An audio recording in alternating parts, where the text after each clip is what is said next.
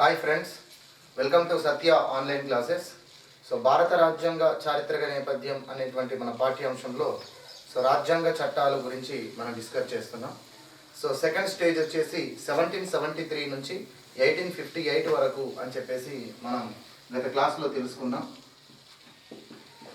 ఈ దశలో మనకు 1773 రెగ్యులేటింగ్ చట్టం ద్వారా ఈస్ట్ ఇండియా కంపెనీని బ్రిటిష్ ఈస్ట్ ఇండియా కంపెనీగా మార్చి, అంటే పబ్లిక్ ప్రైవేట్ కంపెనీని పూర్తిగా ప్రభుత్వ కంపెనీగా మార్చేసి, రెగ్యులేటింగ్ చట్టం ద్వారా ఈస్ట్ ఇండియా కంపెనీకి వాణిజ్యపరమైనటువంటి అధికారాలే కాకుండా పరిపాలనా అధికారాలను కూడా కల్పించడం జరిగింది. ఆ రెగ్యులేటింగ్ చట్టానికి 1784లో బ్రిటిష్ ప్రధానమంత్రిగా బాధ్యతలు చేపట్టినటువంటి జూనియర్ విలియం పిట్ అనేటువంటి వ్యక్తి చట్టాన్ని అమెండ్మెంట్ చేయడం అనేటువంటి జరిగింది. జూనియర్ విలియం పిట్స్ ప్రభుత్వం ఈ రెగ్యులేటింగ్ చట్టానికి సవరణ చేసింది కాబట్టి ఆ సవరణని మనం పిట్స్ ఇండియా చట్టము అంటాం. నెక్స్ట్ వన్ 1784 పిట్స్ ఇండియా చట్టము.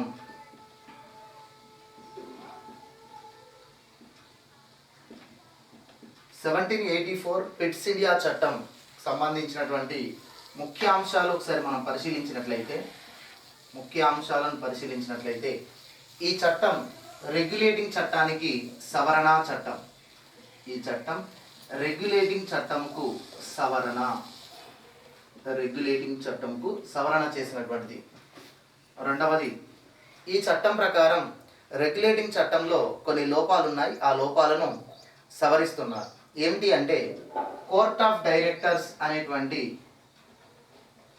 ఈస్ట్ ఇండియా కంపెనీ డైరెక్టర్స్ బృందానికి ఈస్ట్ ఇండియా కంపెనీ యొక్క వాణిజ్యపరమైన అధికారాలను కల్పిస్తూ పరిపాలనా అధికారాలను కల్పించడం అనేటువంటిది సరైనది కాదు అని చెప్పేసి బ్రిటిష్ ప్రభుత్వం భావించింది. ఎందుకంటే ఒక కంపెనీ డైరెక్టర్స్ ఆ కంపెనీ యొక్క వాణిజ్య సంబంధాలకు సంబంధించిన దానిపైన పూర్తి అవగాహన కలిగి ఉంటారు, కానీ పరిపాలన పైన వారికి అవగాహన ఉండదు.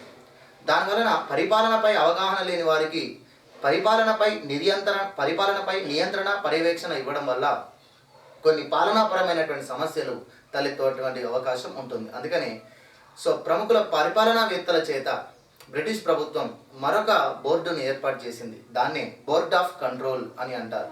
అంటే కోర్ట్ ఆఫ్ డైరెక్టర్స్తో పాటుగా బోర్డ్ ఆఫ్ కంట్రోల్ అనేటువంటిది ఉంటుంది. ఈ కోర్ట్ ఆఫ్ డైరెక్టర్స్ అనేటువంటిది ఈస్ట్ ఇండియా కంపెనీ యొక్క వాణిజ్య సంబంధాలను మాత్రమే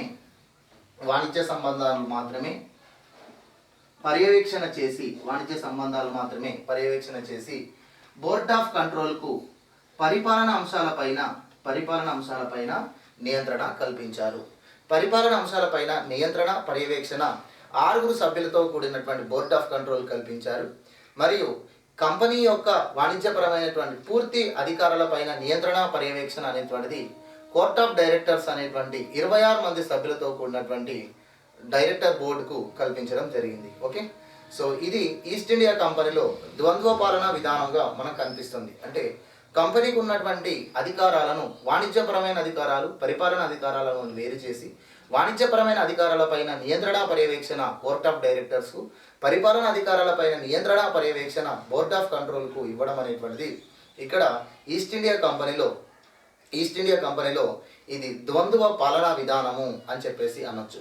కంపెనీలో ద్వంద్వ పాలన విధానాన్ని ప్రవేశపెట్టిన చట్టం ఏది అంటే 1784 పిట్స్ ఇండియా చట్టం అని చెప్పేసి మీరు దాన్ని గుర్తుంచుకోవాలి. తర్వాత బోర్డ్ ఆఫ్ కంట్రోల్ అనేటువంటి ఈ 6 సభ్యులు బ్రిటిష్ ప్రభుత్వం చేత నియమించబడినటువంటి పరిపాలనావేత్తలు.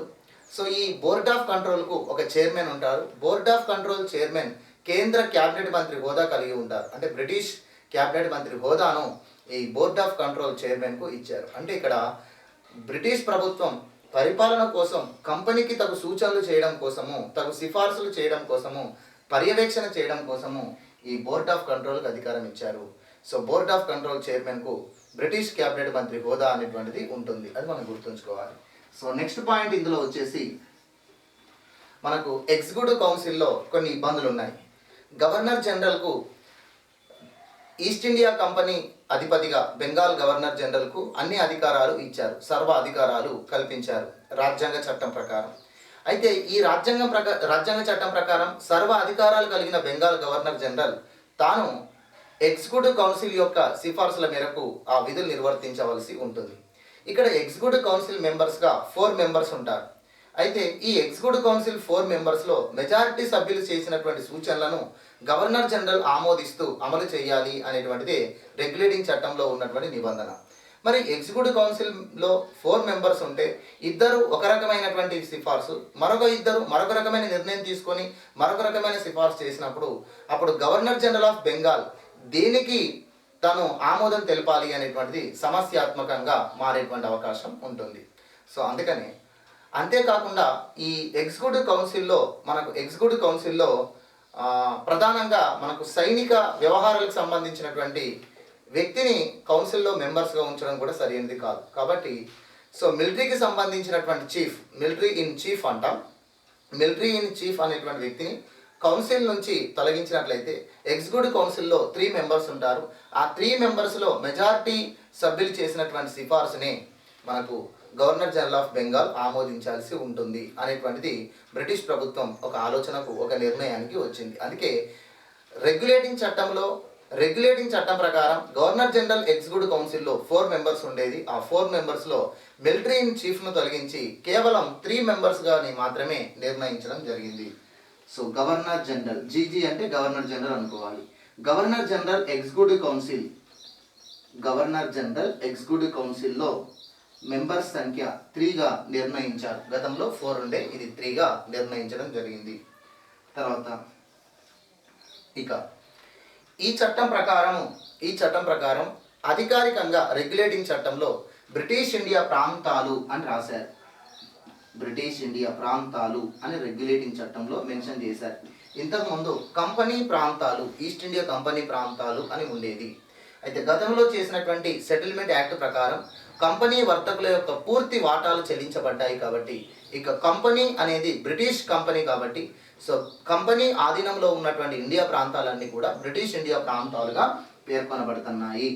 సో బ్రిటిష్ ఇండియా ప్రాంతాలు అని చెప్పేసి రెగ్యులేటింగ్ చట్టంలో అధికారికంగా మెన్షన్ చేశారు ఈ చట్టం యొక్క సవరణ ద్వారా. సో ఇది మనకు ప్రధానంగా పిట్స్ ఇండియా చట్టం యొక్క అంశాలు. అయితే ఈ పిట్స్ ఇండియా చట్టం ద్వారా భారతదేశంలో కొల్లగొట్టినటువంటి సంపదను, భారతదేశంలో దోచుకుంటున్నటువంటి సంపదను పంచుకోవడం కోసమే ఈ చట్టం చేయబడినది అని చెప్పేసి ప్రముఖులు విమర్శ కూడా చేయడం జరిగింది. అంటే రెగ్యులేటింగ్ చట్టంలో సవరణ చేశారు అంటే భారత ప్రజలకు పరిపాలనలో ఏదైనా మంచి చేయడం కోసం సవరణ చేశారుగా ఉండాలి, అంతే కదండి.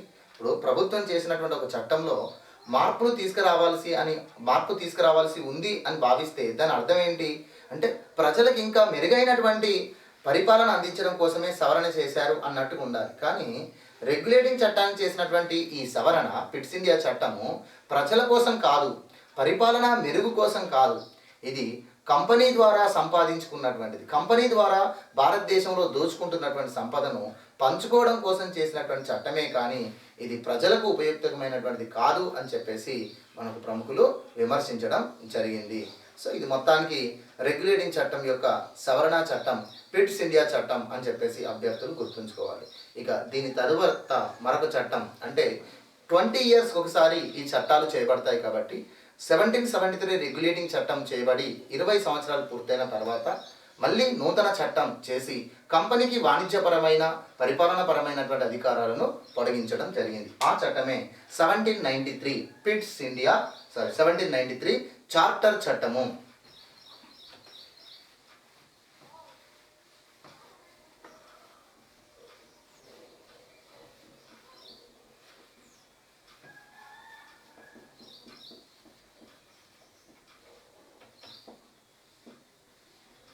ఈ 1793 చార్టర్ చట్టం ఒకసారి చూసినట్లయితే ఈ చట్టం చేసే నాటికి బెంగాల్ గవర్నర్ జనరల్గా కారన్ వాలిస్ అధికారంలో ఉన్నారు.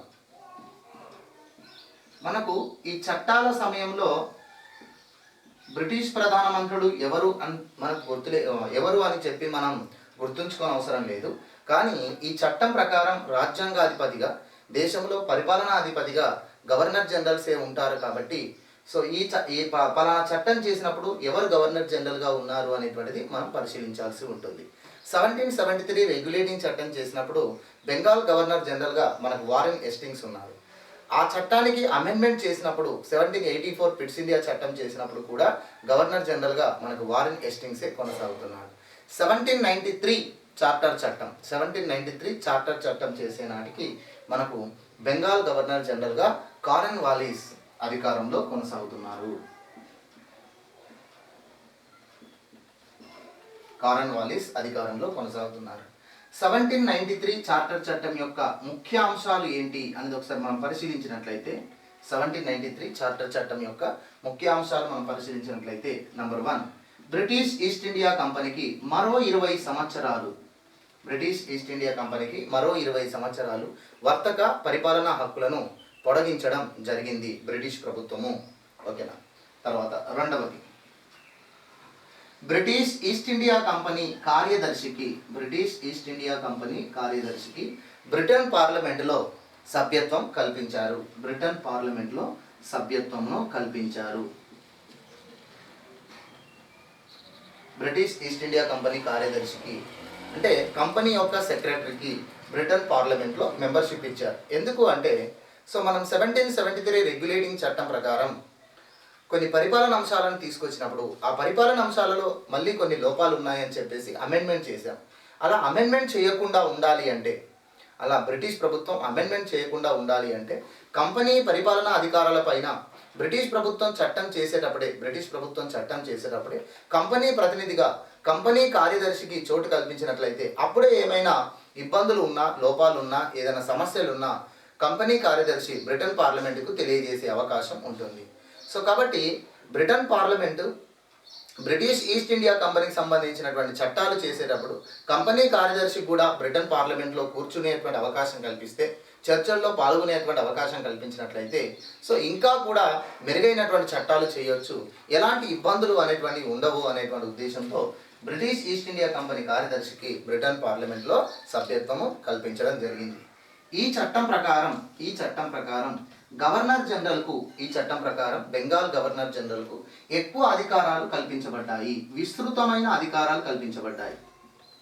అంటే ఏ చట్టం ఎక్కువగా బెంగాల్ గవర్నర్ జనరల్కు అధికారాలు కల్పించింది అంటే 1793 చట్టమే.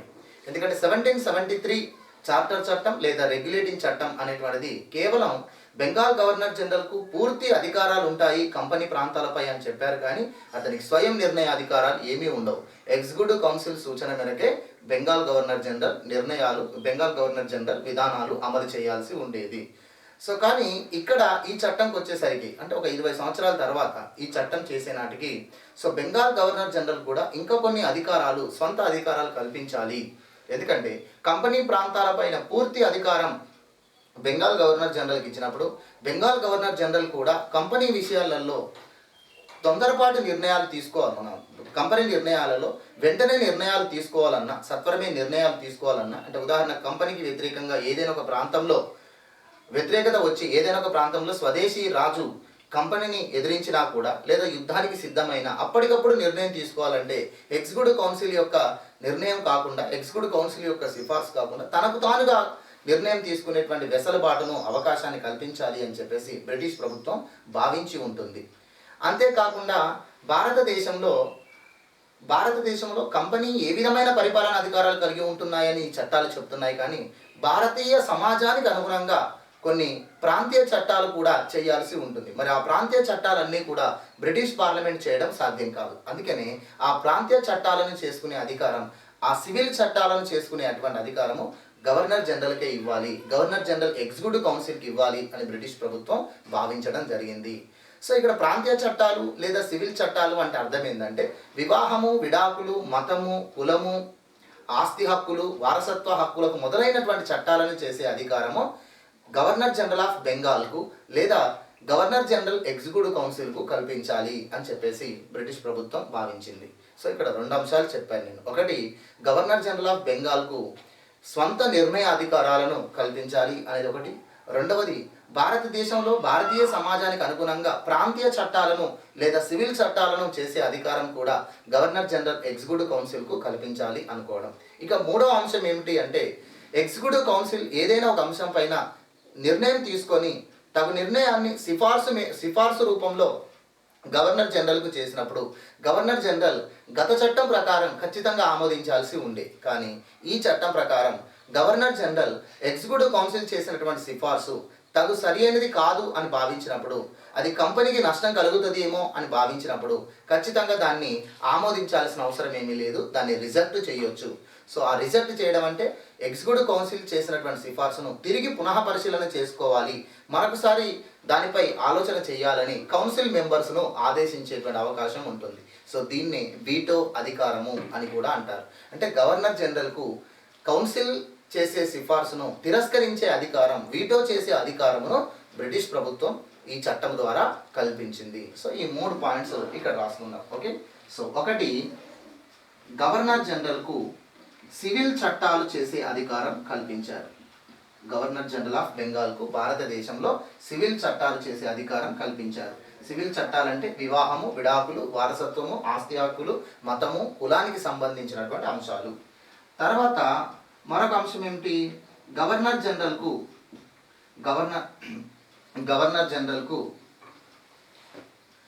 ఎగ్జిక్యూటివ్ కౌన్సిల్ చేసినటువంటి సిఫార్సులను వీటో చేసే అధికారం కల్పించడం. గవర్నర్ జనరల్కు ఎగ్జిక్యూటివ్ కౌన్సిల్ చేసిన సిఫార్సును వీటో చేసే అధికారం అనేటువంటిది కల్పించడము. So next point. తర్వాత గవర్నర్ జనరల్కు కంపెనీ ప్రాంతాలన్నిటిపైన కూడా పర్యవేక్షణ అధికారం ఉండడము, ప్రత్యేక అధికారం ఉండడం. సో ఇంతకుముందు మనకు Madras presidency, Bombay presidency, Bengal presidency ఏ విధంగా అయితే ఉందో, సో ఏ ప్రెసిడెన్సీకి ఆ ప్రెసిడెన్సీకి ఒక గవర్నర్ ఉండేవారు. అయితే అన్ని ప్రెసిడెన్సీల పైన ఆధిపత్యం ఉండడం కోసం బెంగాల్ ప్రెసిడెన్సీ గవర్నర్ను బెంగాల్ ప్రెసిడెన్సీ గవర్నర్ జనరల్గా మార్చి అధికారం కల్పించారు. అయితే ఆ అధికారం కేవలం పర్యవేక్షణ అధికారం, సలహాపూర్వకమైనటువంటి అధికారంగానే ఉండేది. 1793 చార్టర్ చట్టం ప్రకారం ఇక బెంగాల్ ప్రెసిడెన్సీ గవర్నర్ జనరల్కు కంపెనీ అన్ని ప్రెసిడెన్సీలపై లేదా కంపెనీ అన్ని ప్రాంతాలపై కూడా పూర్తి అధికారం కల్పించారు. అంటే మద్రాస్ ప్రెసిడెన్సీ పైన కానీ, బాంబే ప్రెసిడెన్సీ పైన కానీ, కంపెనీ ఇంకేదైనా ప్రెసిడెన్సీని ఏర్పాటు చేసిన ఆ ప్రెసిడెన్సీ పైన కానీ బెంగాల్ ప్రెసిడెన్సీ గవర్నర్కు సర్వ అధికారాలు అనేటువంటివి కల్పించడం జరిగింది. గవర్నర్ జనరల్కు కంపెనీ ప్రాంతాలపై పూర్తి నియంత్రణ అధికారం కల్పించారు.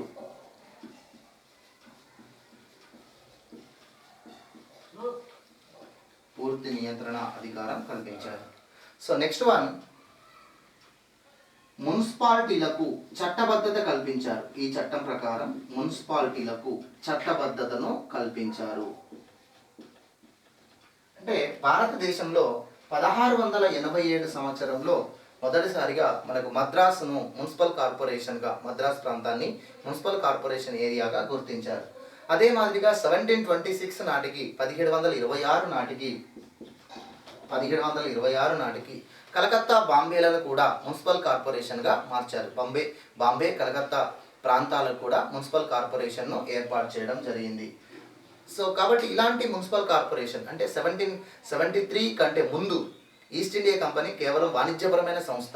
ఒక వాణిజ్యపరమైనటువంటి సంస్థ కాలంలో ఏర్పడినటువంటి మున్సిపాలిటీలకు మళ్ళీ బ్రిటిష్ ప్రభుత్వం పరిపాలనా అధికారాలను కల్పిస్తూ ఆ మున్సిపాలిటీలకు కూడా పన్నులు విధించుకునే విషయంలో కానీ, పరిపాలన చేసుకునేటువంటి విషయంలో కానీ, నిర్ణయాలు తీసుకునే విషయంలో కానీ అధికారం కల్పిస్తూ చట్టబద్ధతను కల్పించారు. అంటే ఈస్ట్ ఇండియా కంపెనీ అనే వాణిజ్యపరమైనటువంటి సంస్థ కాలంలో ఏర్పడినటువంటి మున్సిపాలిటీలకు చట్టం ప్రకారం కొన్ని అధికారాలు కల్పించడం అనేది చేశారు. ఏ చట్టం ప్రకారం? 1793 చార్టర్ చట్టం ప్రకారం, 1793 చార్టర్ చట్టం ప్రకారము మున్సిపాలిటీలకు అధికారం కల్పించారు. అందుకని మున్సిపాలిటీలకు చట్టబద్ధత కల్పించారు అని చెప్పేసి మనకి ఇందులో పేర్కొనడం జరుగుతుంది.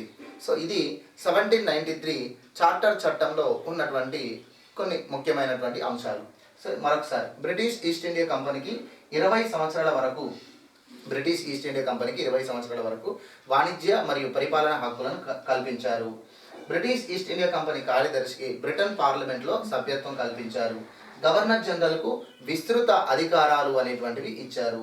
వీటిలో గవర్నర్ జనరల్కు భారతదేశంలో లేదా కంపెనీ ఆధీనంలో ఉన్నటువంటి ప్రాంతాలలో సివిల్ చట్టాలు చేసుకునేటువంటి అధికారం ఇచ్చారు. గవర్నర్ జనరల్కు ఎగ్జిక్యూటివ్ కౌన్సిల్ చేసేటువంటి సిఫార్సులను తప్పనిసరిగా ఆమోదించాల్సిన అవసరం లేదు, తిరస్కరించేటువంటి అధికారం కూడా కల్పించారు. తర్వాత గవర్నర్ జనరల్కు కంపెనీ ప్రాంతాలన్నిటిపైన కూడా పూర్తి నియంత్రణ అధికారం కల్పించారు. మరియు వాణిజ్యపరమైన సంస్థగా కొనసాగిన కాలంలో ఏర్పడిన మున్సిపాలిటీలకు చట్టం ప్రకారం అధికారాలు కల్పిస్తూ చట్టబద్ధతను కూడా కల్పించారు. తర్వాత ఇక్కడనే సివిల్ సర్వీస్ వ్యవస్థను ప్రవేశపెట్టారు. సో పరిపాలనలో కీలకమైనటువంటి ప్రభుత్వ అధికార యంత్రాంగం సివిల్ సర్వీస్ అనేటువంటి దాన్ని అధికారికంగా ఇంట్రడ్యూస్ చేయడం అనేటువంటి జరిగింది. భారతదేశంలో ఈ సివిల్ సర్వీస్ వ్యవస్థ రావడానికి ప్రధాన కారకుడు ఆనాడు గవర్నర్ జనరల్గా ఉన్నటువంటి కారన్ వాలిస్ అని చెప్పేసి మనం చెప్పొచ్చు. సో భారతదేశంలో కలెక్టర్ వ్యవస్థ తీసుకొచ్చినటువంటి వ్యక్తి వారన్ హేస్టింగ్స్ అయితే, భారతదేశంలో సివిల్ సర్వీస్ వ్యవస్థను తీసుకొచ్చినటువంటి వ్యక్తి మనకు కారన్ వాలిస్ అని చెప్పేసి చెప్పుకోవాలి. ఓకే, కారన్ వాలిస్ సివిల్ సర్వీస్ వ్యవస్థాపకుడే కాకుండా సివిల్ సర్వీసెస్ను భారతదేశంలో ఇంట్రడ్యూస్ చేసిన వ్యక్తియే కాకుండా భారతదేశంలో న్యాయశాస్త్రానికి కూడా పితామహుడిగా, భారతదేశంలో న్యాయ వ్యవస్థకు కూడా పితామహుడిగా మన కారన్ వాలిస్ని పేర్కొంటారు. అదేంటండి? సో భారతదేశంలో ఆనాడు అనేక ప్రాంతీయ చట్టాలు అనేటువంటివి కొనసాగుతున్నాయి. అనేక ప్రాంతీయ న్యాయ చట్టాలు అంటే ఇప్పుడు మనుస్మృతి లాంటివి, వాల్క్య స్మృతి లాంటి కొన్ని ఆధ్యాత్మికమైనటువంటి గ్రంథాల ద్వారా, స్మృతుల ద్వారా భారతదేశంలో న్యాయ విచారణ అనేటువంటిది జరుగుతుండేది. సో మౌర్యుల కాలం నుంచి మొదలుకొని మొఘల్స్ వరకు కూడా ఆధ్యాత్మిక గ్రంథాల ద్వారా, నైతిక గ్రంథాల ద్వారా మనకి న్యాయ విచారణ పద్ధతులు అనేటువంటివి ఉండేవి. అయితే వారన్ హేస్టింగ్స్ గవర్నర్ జనరల్గా ఉన్నప్పుడు వాటిని హిందూ లా కోడ్గా భావించి ఆ చట్టాలనే కొనసాగించాడు. అంటే భారతదేశంలో భారతీయ సమాజానికి అనుగుణంగా ఉన్నటువంటి న్యాయ స్మృతుల ద్వారానే మనుస్మృతి, వాల్క్య స్మృతి లాంటి హైందవ ధర్మాల ద్వారానే న్యాయ విచారణ జరగాలి అని చెప్పేసి హిందూ లా కోడ్గా తను కొనసాగించాడు. కానీ కారన్ వాలిస్ భారతదేశానికి గవర్నర్ జనరల్ ఆఫ్ బెంగాల్గా బాధ్యతలు చేపట్టిన తర్వాత ఈ హిందూ లా చట్టాలు అనేటువంటివి సరైనవి కాదు. ఎందుకంటే న్యాయ ప్రముఖులు రూపొందించినటువంటివి, అనేక న్యాయ కమిషన్లు ఏర్పాటు ద్వారా రూపొందించినటువంటి చట్టాలే ఆమోదయోగ్యమైనటువంటివి. కాబట్టి భారతదేశంలో సమన్యాయమును అందించాలంటే, బ్రిటిష్ దేశంలో ఉన్నటువంటి సమన్యాయ విధానం భారతదేశంలో కూడా ఇంప్లిమెంట్ చేయాలి అంటే తగు విధమైనటువంటి న్యాయ చట్టాలు ఇంగ్లాండ్లో అమల్లో ఉన్నటువంటి చట్టాలు, వాటిని ఇంగ్లీష్ చట్టాలు అంటారు. ఈ ఇంగ్లీష్ చట్టాలను భారతదేశంలో కూడా ప్రవేశపెట్టాలి. అప్పుడే భారతదేశంలో అందరికీ సమన్యాయము అందుతుంది. కాబట్టి భారతదేశంలో ఉన్నటువంటి ప్రతి స్థాయిలో న్యాయస్థానాలలో న్యాయ విచారణ పద్ధతి అనేది ఇంగ్లీష్ చట్టాల ప్రకారమే కొనసాగాలి అని ఒక ఆర్డర్ తీసుకురావడం జరిగింది, ఒక ఆర్డర్ జారీ చేయడం జరిగింది. దాన్నే కారన్ వాలిస్ కోడ్ అంటారు. ఆ ఇంగ్లీష్ న్యాయ చట్టాలు అనేటువంటివి ఎప్పుడైతే కారన్ వాలిస్ భారతదేశంలో ఇంట్రడ్యూస్ చేశారో ఇప్పటికీ కూడా ఆ ఇంగ్లీష్ న్యాయ చట్టాలను బేస్ చేసుకునే అంశాలే మనకు కొనసాగుతున్నాయి. అర్థమవుతుందా?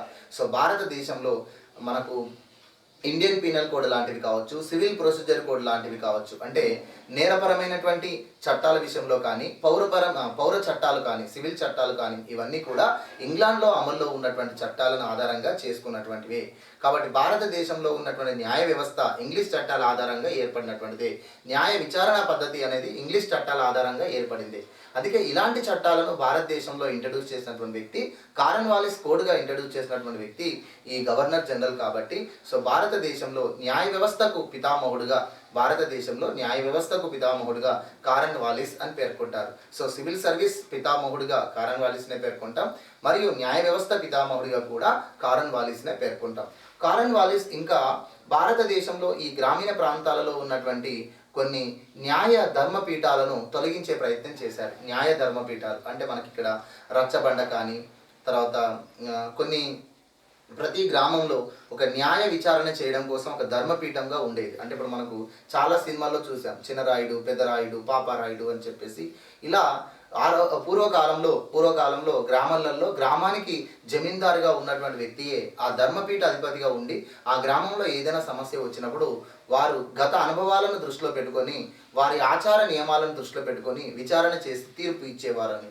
కానీ ఇంగ్లీష్ చట్టాలు అమల్లోనికి వచ్చిన తర్వాత ఈ గ్రామీణ ప్రాంతాల్లో ఉన్నటువంటి ధర్మపీఠాల ప్రాధాన్యతను కూడా కారన్ వాలిస్ తగ్గించి మొబైల్ కోర్ట్స్ అనేటువంటివి ఏర్పాటు చేశారు. అంటే ఏదైనా ఒక గ్రామంలో ఏదైనా ఒక సమస్య వచ్చినప్పుడు ఆ సమస్యను ప్రభుత్వానికి తెలియజేసినట్లయితే లేదా ఈస్ట్ ఇండియా కంపెనీకి తెలియజేసినట్లయితే వెంటనే ఈస్ట్ ఇండియా కంపెనీ అధికారులు అక్కడ విచారణ చేయడం కోసం ఒక మొబైల్ కోర్టును ఏర్పాటు చేయడం అనేటువంటి జరుగుతుంది. ఈ విధమైనటువంటి పద్ధతిని మనకు కారన్ వాలిస్ అనేటువంటి వ్యక్తి తీసుకురావడం జరిగింది. మొత్తానికి ఇది 1793 చార్టర్ చట్టం 1793 చార్టర్ చట్టం అనేటువంటిది ఈ విధంగా చేయబడింది.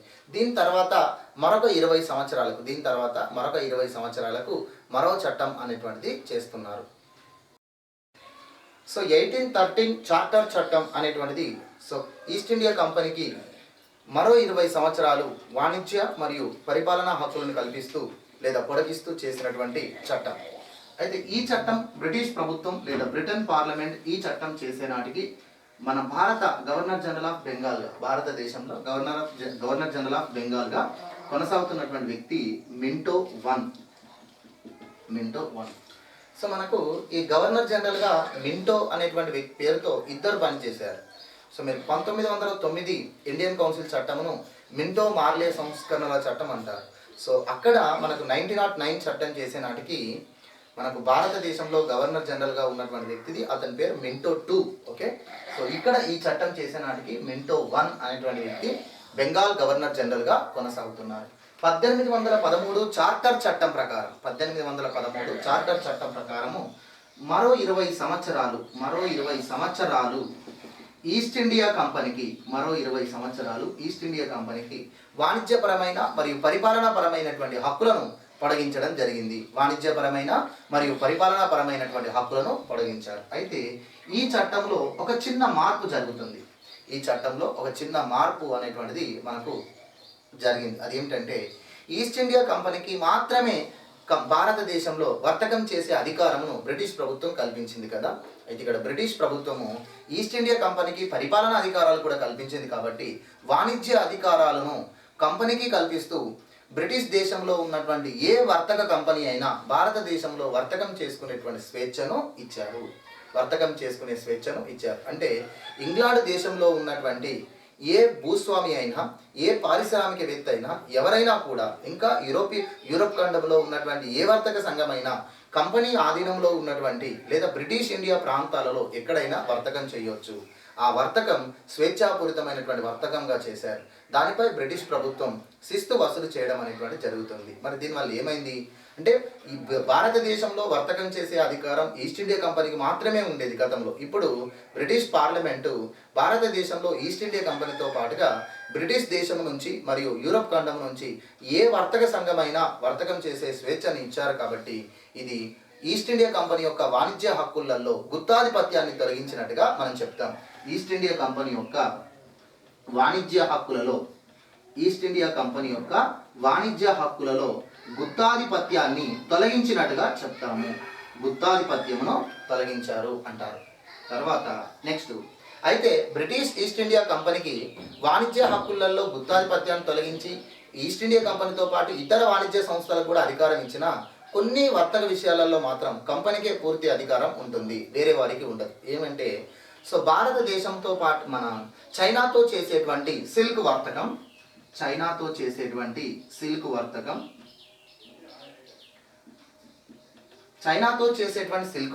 కానీ మరియు భారతదేశం వంటి తూర్పు దేశాల్లో తేయాకు వర్తకం కానీ అది కంపెనీకి మాత్రమే ఉంటుంది అని చెప్పారు. అంటే ఈస్ట్ ఇండియా కంపెనీ మాత్రమే ఈ వర్తకం చేయాలి, ఇతర వాణిజ్య సంస్థలకు చేసేటువంటి అవకాశం బ్రిటిష్ ప్రభుత్వం కల్పించదు. మొత్తానికి ఈస్ట్ ఇండియా కంపెనీ యొక్క వాణిజ్య హక్కులలో మోనోపోలీని, కంపెనీ యొక్క గుత్తాధిపత్యాన్ని తగ్గిస్తూ ఇతర వర్తక సంఘాలకు కూడా అవకాశం కల్పించింది. మరియు చైనాతో సిల్క్ వర్తకం మరియు భారతదేశం వంటి తూర్పు దేశాలలో తేయాకు వర్తకం మాత్రం ఈస్ట్ ఇండియా కంపెనీ చేస్తుంది అని చెప్పేసి ఈ చట్టం ద్వారా బ్రిటిష్ పార్లమెంటు పేర్కొంటుంది. తర్వాత ఈ చట్టం ద్వారా భారతదేశంలో విద్యా వ్యాప్తి కోసం ప్రత్యేక నిధి కేటాయింపు అనేటువంటిది పేర్కొన్నారు. భారతదేశంలో అన్ని వర్గాలకు విద్య అవకాశాలు అనేటువంటివి కల్పించట్లేదు. సో భారతీయ సమాజం అనేటువంటిది కులం ఆధారిత సమాజం కాబట్టి, భారతీయ సమాజం అనేటువంటిది కులం ఆధారిత సమాజం కాబట్టి అగ్రకులాలకు మాత్రమే వైద్య అవకాశాలు అనేటువంటివి ఎక్కువగా ఉన్నాయి. ఇది సమన్యాయముకు విరుద్ధమైనది. కాబట్టి బ్రిటిష్ దేశంలో ఉన్నటువంటి సమన్యాయమును భారతదేశంలో ఇంప్లిమెంట్ చేయాలి అని భావించారు. కాబట్టి ఇక్కడ మనకు అన్ని వర్గాలకు కూడా విద్యా అవకాశాలు కల్పించడం కోసం తగు నిధులు కేటాయించబడతాయి అని చెప్పేసి ఈ చట్టం ద్వారా చెప్పారు. అయితే ఇక్కడ ఈస్ట్ ఇండియా కంపెనీ విద్యా వ్యాప్తి కోసం నిధులు కేటాయించడం దానిలో ఒక చిన్న లోపం కూడా కనబడుతుంది. ప్రధానంగా ఈ విద్యా వ్యాప్తి అనేది ఎలా చేస్తారు అంటే కంపెనీ పాఠశాలలు ఏర్పాటు చేసి, కంపెనీ ప్రభుత్వ పాఠశాలలను ఏర్పాటు చేసి తద్వారా విద్యా వ్యాప్తి చేస్తుందా అంటే కాదట. ఏం చేస్తుందట కంపెనీ? చారిటబుల్ ట్రస్టులు అనేటువంటివి ఉన్నాయి. క్రైస్తవ మిషనరీలు అనేవి భారతదేశంలో ఉంటాయి. ఆ క్రైస్తవ మిషనరీలకు స్కూల్స్ ఏర్పాటు చేయడం కోసం నిధులు కేటాయింపు చేస్తారట. అంటే క్రైస్తవ మిషనరీల స్కూల్స్ ద్వారా ఈ విద్యా వ్యాప్తి చేయాలి. తగు విధంగా క్రైస్తవ మిషనరీలకు నిధుల కేటాయింపు చేయడం సంవత్సరానికి ఎంత లేదన్నా 1,00,000 రూపాయల బ్రిటిష్ పౌండ్లను కేటాయించబడుతుంది అని చెప్పేసి ఈ చట్టం చెప్తుంది. అంటే దీనివల్ల ఏం చేయబోతున్నారు? విద్యా వ్యాప్తి అనే పేరుతో మత వ్యాప్తిని చెయ్యాలి అని చెప్పేసి బ్రిటిష్ ప్రభుత్వం భావిస్తుంది అని చెప్పేసి ఇక్కడ మనకు తెలుస్తుంది. కాబట్టి దీన్ని కొంతమంది ఛాందస్తవాదులు మనకు భారతదేశంలో పాశ్చాత్య సంస్కృతిని బలవంతంగా రుద్దడం కోసం ఈ విధమైనవి చేశారు అనేటువంటివి కూడా వ్యతిరేకత చేశారు. ఏదేమైనప్పటికీ మత వ్యాప్తి ద్వారానే ఈ విద్యా వ్యాప్తి వాళ్ళు చేయాలని భావించిన భారతదేశంలో అణగారిన వర్గాలకు కూడా, భారతదేశంలో మహిళలకు కూడా, భారతదేశంలో నిమ్న కులాలకు కూడా ఉన్నత విద్యా అవకాశాలు దక్కాయి అంటే ఈ క్రైస్తవ మిషనరీల ద్వారానే జరిగింది అని మనం చెప్పొచ్చు. అంటే క్రైస్తవ మిషనరీలకు నిధులు కేటాయించి క్రైస్తవ మిషనరీ స్కూల్స్ ద్వారా విద్యావ్యాప్తి చేయడం అనేటువంటిది మత వ్యాప్తి అనుకున్నప్పటికీ ఆ మిషనరీ స్కూల్సే లేకపోతే మరి నిమ్న కులంలో జన్మించినటువంటి మహానుభావుడైన డాక్టర్ బిఆర్ అంబేద్కర్ గారు ఒక రాజ్యాంగ నిర్మాతగా మన భారత రాజ్యాంగాన్ని రాసే విద్యావంతుడు కాలేకపోవచ్చు. ఎందుకంటే మిషనరీ స్కూల్స్లలో అందరికీ సమాన అవకాశాలు కల్పించారు కాబట్టి, నిమ్న కులాల వారికి కూడా అవకాశాలు కల్పించారు కాబట్టి ఆ నిమ్న కులాలలో, అణగారిన కులాలలో ఉన్నటువంటి వారు కూడా ఆ రోజు మిషనరీ స్కూళ్ళల్లో చదువుకున్నారు. లేదంటే మన ప్రాచీనమైనటువంటి గురుకుల పాఠశాలలలో అణగారిన కులాలకు, నిమ్న కులాల వారికి, అణచివేతకు గురైనటువంటి కులాల వారికి అవకాశాలు లేవు. అలాంటి సమయంలో అగ్రకులాలే విద్యావంతులై సమాజాన్ని ఇంకా కూడా అసమానత్వానికి దారితీసేది. ఓకేనా? ఇంకా సమాజంలో అస్పృశ్యత, అంటరానితనం అనేటువంటిది పెరిగేది. కాబట్టి మిషనరీ స్కూల్స్ ద్వారా కొంత మంచే జరిగింది అని చెప్పొచ్చు, కొంతేంది చాలా ఎక్కువనే జరిగింది అని చెప్పొచ్చు. ఇక్కడ మతం పక్కన పెట్టండి, మత వ్యాప్తి వాళ్ళు చెయ్యాలి అనుకోవడం వాస్తవమే. ఎందుకంటే వాళ్ళే కాదు, బ్రిటిష్ వారే కాదు, గతంలో పరిపాలకులుగా వచ్చినటువంటి ఢిల్లీ సుల్తాన్లు కానీ, మొఘల్స్ కానీ వాళ్ళు ఇస్లాం మత వ్యాప్తి కోసమే ఎక్కువ ప్రాధాన్యత ఇచ్చారు. అంటే వాళ్ళు ప్రజల కోసం ఏది ప్రవేశపెట్టినా కూడా అందులో వాళ్ళ ఇస్లాం మతాన్ని వాళ్ళు ఇన్వాల్వ్మెంట్ చేశారు. అలా ఒక దేశాన్ని, ఒక ప్రాంతాన్ని పరిపాలించేటువంటి పాలకుడు ఏ మతానికి చెందినవాడైతే ఆ మతానికి సంబంధించినటువంటి దాన్ని ఎక్కువ ప్రాధాన్యత ఇవ్వడం అనేటువంటిది సర్వసాధారణం.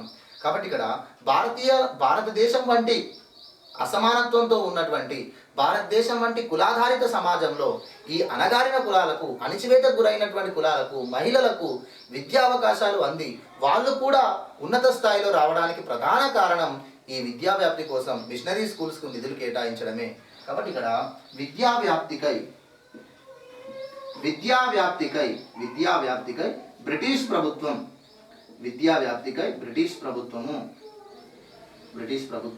క్రైస్తవ మిషనరీలకు ప్రతి సంవత్సరం 1,00,000 రూపాయల బ్రిటిష్ పౌండ్లను కేటాయించాలి అని చెప్పేసి నిర్ణయించడం జరిగింది. ఓకేనా? తర్వాత ఇక నెక్స్ట్ పాయింట్ వచ్చేసి ఈస్ట్ ఇండియా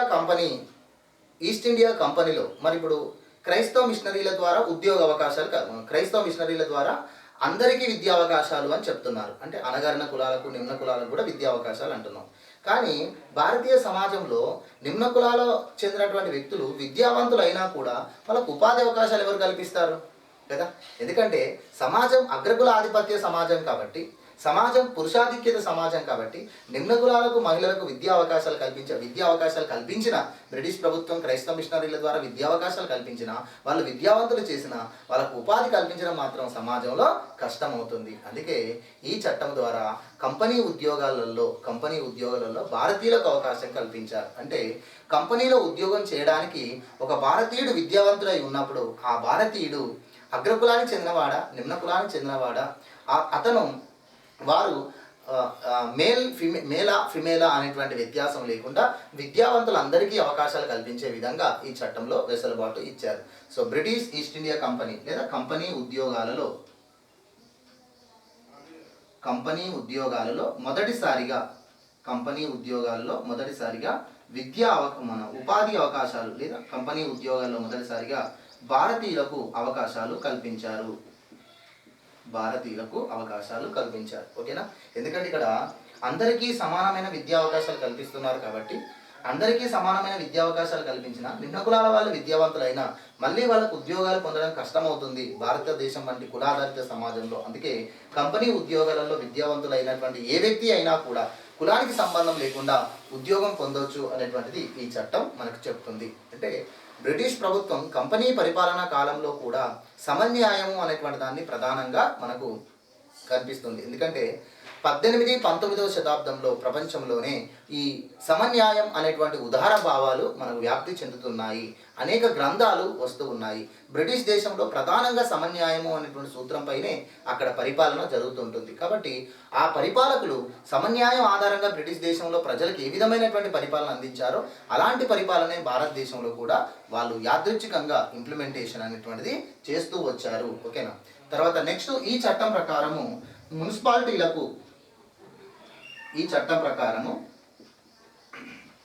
బ్రిటిష్ ఇండియా ప్రాంతాలలోని మున్సిపాలిటీలకు సొంతంగా పన్నులు విధించుకునే అధికారం, వాటిని వసూలు చేసుకునేటువంటి అధికారం. అంటే ఏ మున్సిపల్ కార్పొరేషన్ ప్రాంతంలో ఆ ప్రాంతంలో వారు సొంతగా పన్నులు నిర్ణయించుకోవడం. ఉదాహరణకు Madras municipal corporation, Bombay municipal corporation, Calcutta municipal corporation.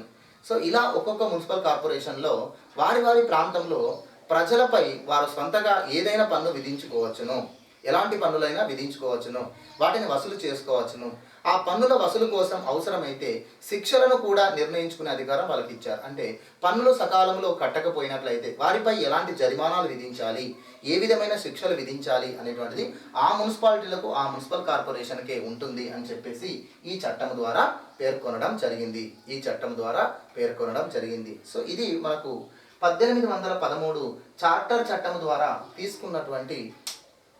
చట్టం ద్వారా తీసుకున్నటువంటి కొన్ని ముఖ్యమైనటువంటి అంశాలుగా మనం చెప్తాము. ఓకేనా?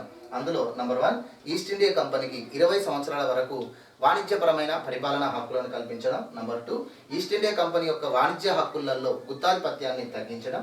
నంబర్ 3, చైనాతో సిల్క్ వర్తకం, తేయాకు వర్తకం ఈస్ట్ ఇండియా కంపెనీకి మాత్రమే ఉంటుంది. నంబర్ 4, విద్యా వ్యాప్తికై బ్రిటిష్ ప్రభుత్వం క్రైస్తవ మిషనరీల ద్వారా ప్రతి సంవత్సరం 1,00,000 రూపాయల బ్రిటిష్ పౌండ్లను ఖర్చు చేయడం. తర్వాత కంపెనీ ఉద్యోగాలలో మొదటిసారిగా భారతీయులకు అవకాశం కల్పించడం.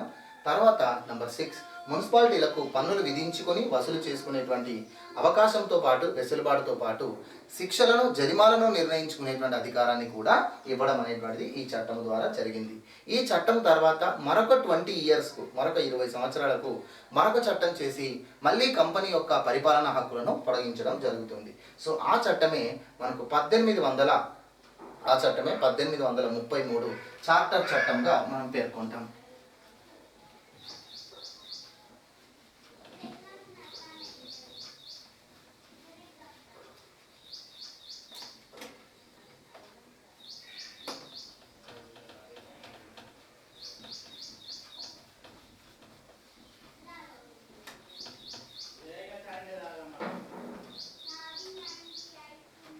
సో ఇక్కడ 1833 చార్టర్ చట్టం భారతదేశంలో చేసే నాటికి 1833 చార్టర్ చట్టం భారతదేశంలో చేసే నాటికి భారతదేశంలో గవర్నర్ జనరల్గా కొనసాగుతున్నటువంటి వ్యక్తి విలియం బెంటింక్.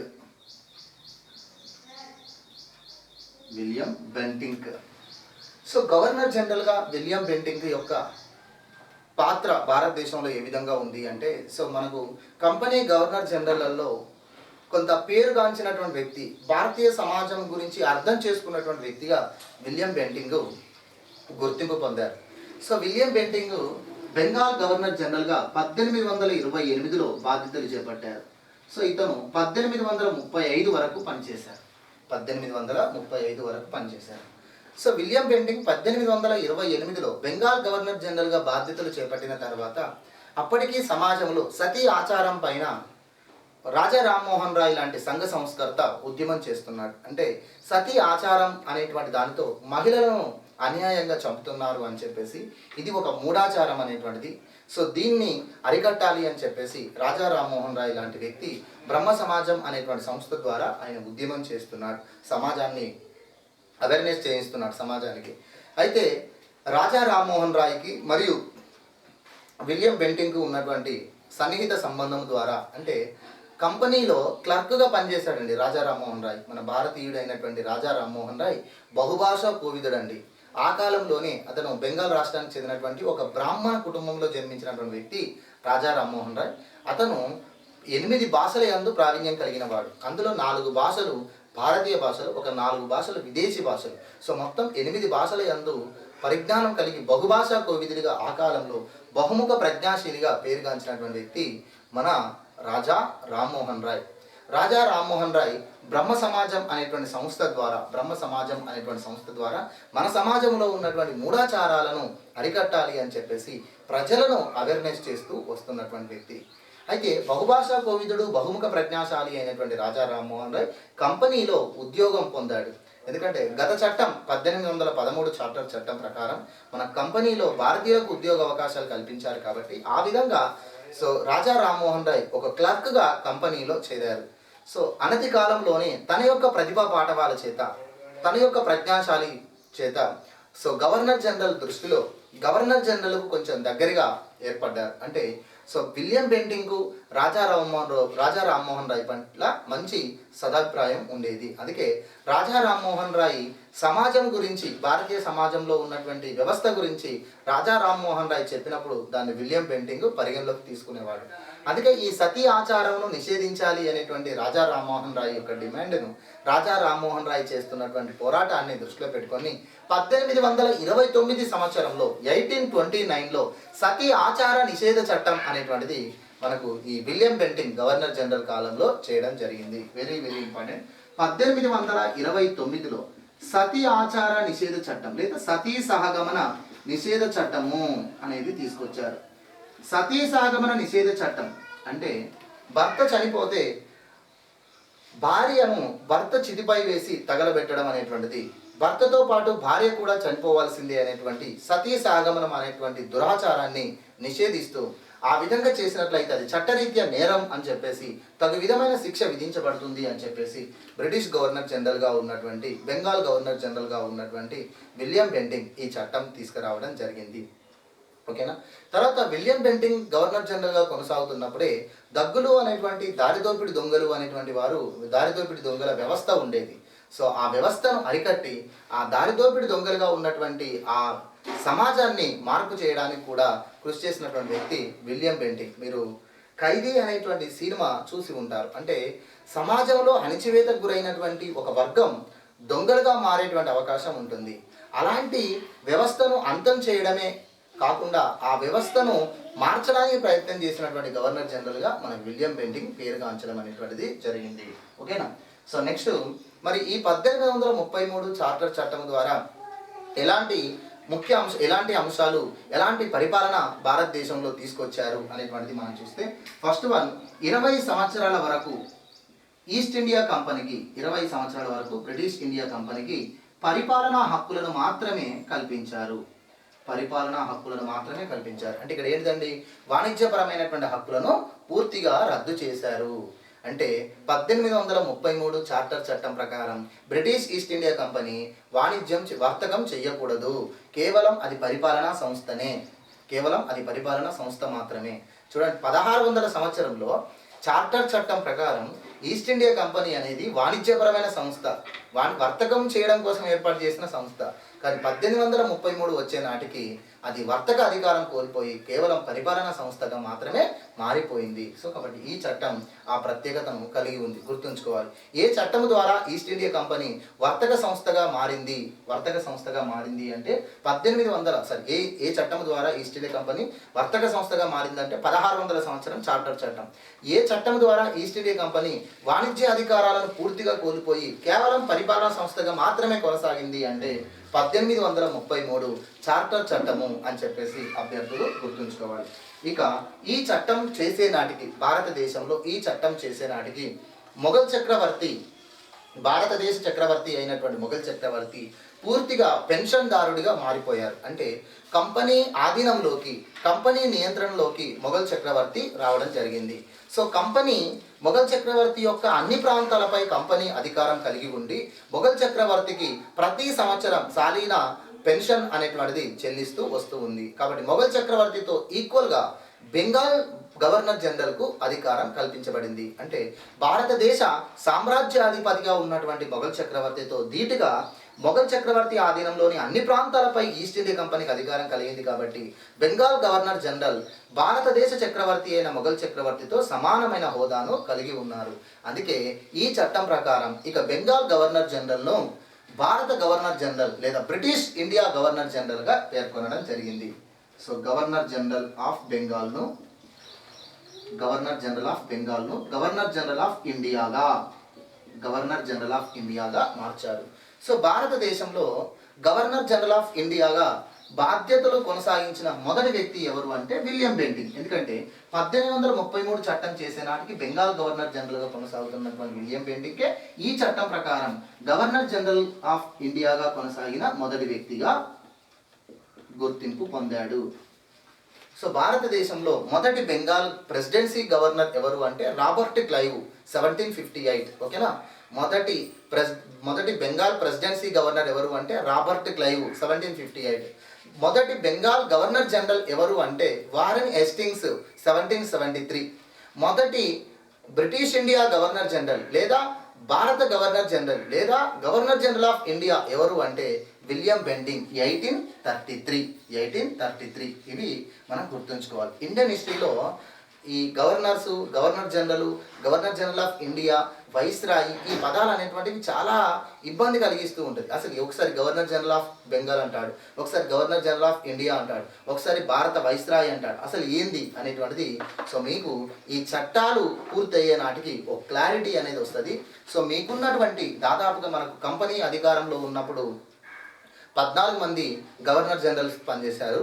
తర్వాత బ్రిటిష్ ప్రత్యక్ష పరిపాలనలో ఒక 20 మంది పనిచేశారు. మొత్తానికి మనకు ఒక 34 మంది గవర్నర్ జనరల్గా పనిచేశారు. వీరిలో మనకు ఒక 15-16 గవర్నర్ జనరల్ గురించి ఈ రాజ్యాంగ చట్టాలు పూర్తయ్యే నాటికి మనం తెలుసుకుంటాం. ఓకేనా, రైట్. నెక్స్ట్ వన్, మరి ఈ 1833 చార్టర్ చట్టం ద్వారా గవర్నర్ జనరల్ ఎగ్జిక్యూటివ్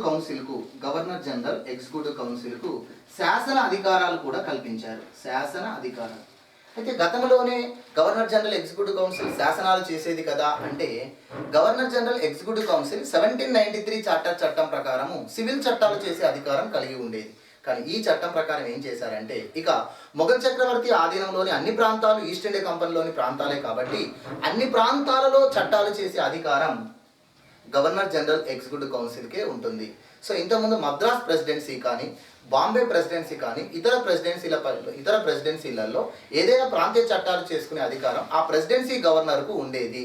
కానీ ఇప్పుడు వివిధ ప్రెసిడెన్సీ గవర్నర్లకు ఉన్నటువంటి శాసన అధికారాలు పూర్తిగా రద్దయిపోయి కంప్లీట్గా గవర్నర్ జనరల్ ఆఫ్ ఇండియాకే కల్పించబడింది. అంటే భారతదేశంలో ఏ ప్రాంతంలోనైనా ఏ ప్రెసిడెన్సీలోనైనా చట్టం చేసే అధికారం గవర్నర్ జనరల్ ఆఫ్ ఇండియాకే ఉంటుంది. సో కాబట్టి ఇది గవర్నర్ జనరల్ ఆఫ్ ఇండియా యొక్క ఎగ్జిక్యూటివ్ కౌన్సిల్కు శాసన అధికారాలు కల్పించారు.